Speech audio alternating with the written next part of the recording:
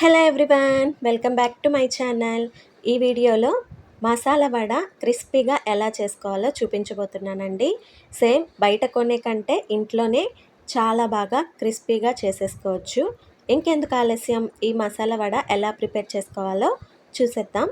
ముందుగా ఒక 3-4 గంటల పాటు ఒక గ్లాస్ శనగపప్పుని ఈ విధంగా సోక్ చేసి పెట్టుకోవాలండి. తర్వాత వాటర్ అంతా తీసేసి ఇలా వాటర్ అనేది అస్సలు లేకుండా శనగపప్పుని డ్రై చేసుకోవాలి.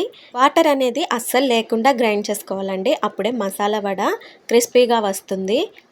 ఇప్పుడు మిక్సర్ జార్లో ఒక సగం పప్పు వరకు వేసుకొని ఇందులోనే వలిచిన ఒక 4 వెల్లుల్లి, అలాగే ఒక 2 ఇంచులు అల్లం, కారానికి తగినంత పచ్చిమిర్చిని యాడ్ చేసుకోవాలి.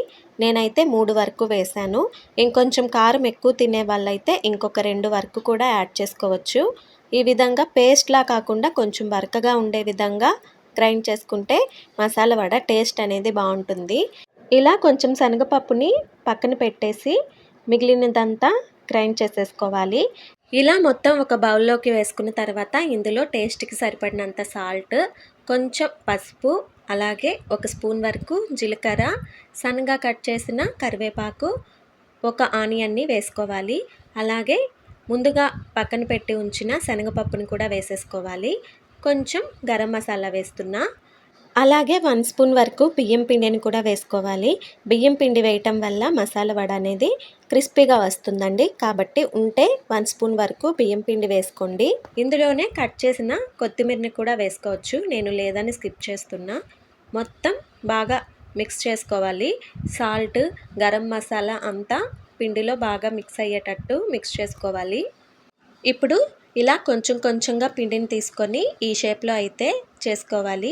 సైజ్ అనేది మీ ఇష్టం, ఇంకొంచెం పెద్దవిగా అయినా చేసుకోవచ్చు. కానీ ఇలా చిన్నవిగా చేసుకున్నామంటే త్వరగా ఫ్రై అవుతాయి. ఎక్కువ మందంగా కాకుండా అలాగే సన్నగా కాకుండా ఈ సైజులో ఉండేటట్టు ప్రిపేర్ చేసుకొని వేడి ఆయిల్లో డీప్ ఫ్రై చేసుకోవాలి. ఆయిల్లో వడని వేసిన తర్వాత వెంటనే కదిలించకుండా 1 మినిట్ వరకు అలా వదిలేయాలి.